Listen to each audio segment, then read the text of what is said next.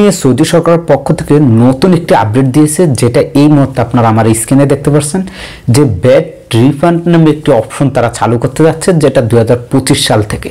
আর এটা হলে আমাদের অনেক প্রবাসীর হাজার হাজার টাকা কিন্তু বেঁচে যাবে। তাই ভিডিওটি প্রথম থেকে শেষ পর্যন্ত দেখার অনুরোধ থাকবে এবং ভিডিওটি বেশি বেশি করে শেয়ার করবেন।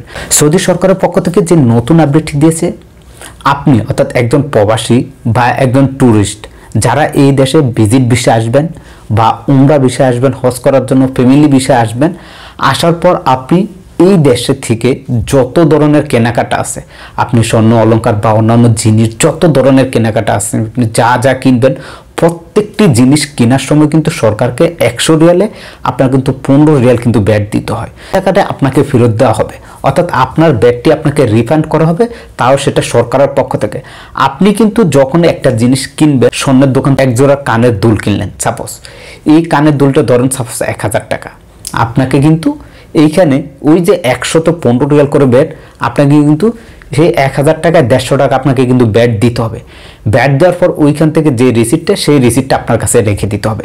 কেননা আপনি যখন এই দেশ ত্যাগ করে এয়ারপোর্ট থেকে আপনার নিজ দেশে চলে যাবেন, তখন সরকারের পক্ষ থেকে ওই এয়ারপোর্টে থেকেই আপনি যখন আপনার কাগজপত্র দিবেন, দেওয়ার পর আপনি আপনার স্লিপগুলো দিবেন যে আপনি কোথায় থেকে কি কি কেনাকাটা করছেন, তাহলে ওই স্লিপগুলো দেখে হিসাব করে আপনি কত টাকা ব্যাট দিয়েছেন সরকারকে, সেগুলো আপনাকে রিটার্ন ব্যাক করে দেওয়া হবে।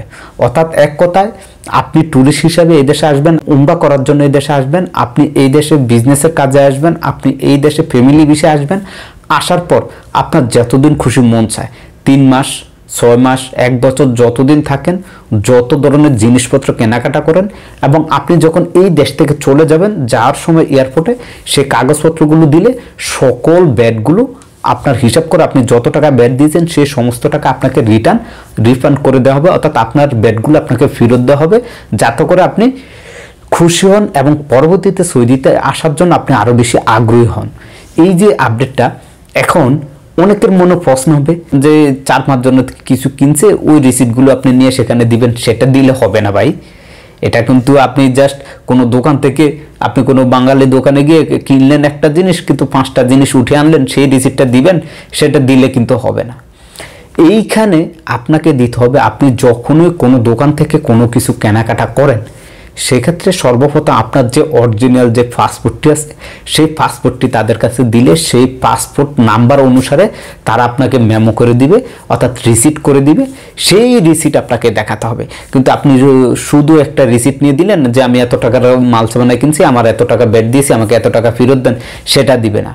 আপনাকে অবশ্যই আপনার পাসপোর্ট নাম্বার লেখা যেই মেমোগুলো থাকবে, যেই মেমোগুলোতে আপনার পাসপোর্ট নাম্বার লেখা থাকবে, শুধুমাত্র সেই মেমোগুলো এয়ারপোর্টে গ্রহণযোগ্য হবে। অর্থাৎ সেই রিসিপ্টগুলো, আপনি মাল সামানে কিনছেন, সেই রিসিপ্টগুলো এয়ারপোর্টে দেওয়ার পর আপনার ট্যাক্সগুলো যত টাকা আপনি দিয়েছেন, সেই ট্যাক্সগুলো সরকারের পক্ষ থেকে আপনাকে রিফান্ড করে দেওয়া হবে। এটাই হচ্ছে বড় একটি আপডেট, অবশ্যই বেশি বেশি করে শেয়ার করবেন। আর এই আইনটি কিন্তু এখন কাজেও না, এটা 2025 সাল থেকে শুরু হবে, যেহেতু সামনে আরও 1 মাস আছে, তা অবশ্যই অপেক্ষা করবেন। এই 1 মাস পর থেকে আমাদের প্রবাসীদের জন্য অনেক বড় সুখবর, কেননা আমাদের অনেক প্রবাসী ভাই আছেন যারা ফ্যামিলি নিয়ে আসছেন এবং অনেক টাকা খরচ করছেন, তাদের যে ব্যাটগুলো আসছে সেই ব্যাটের টাকাগুলো আপনাকে আবার রিটার্ন করা হবে। এই ছিল আজকের ভিডিও। সবাই ভালো থাকবেন, সুস্থ থাকবেন, আল্লাহ হাফেজ।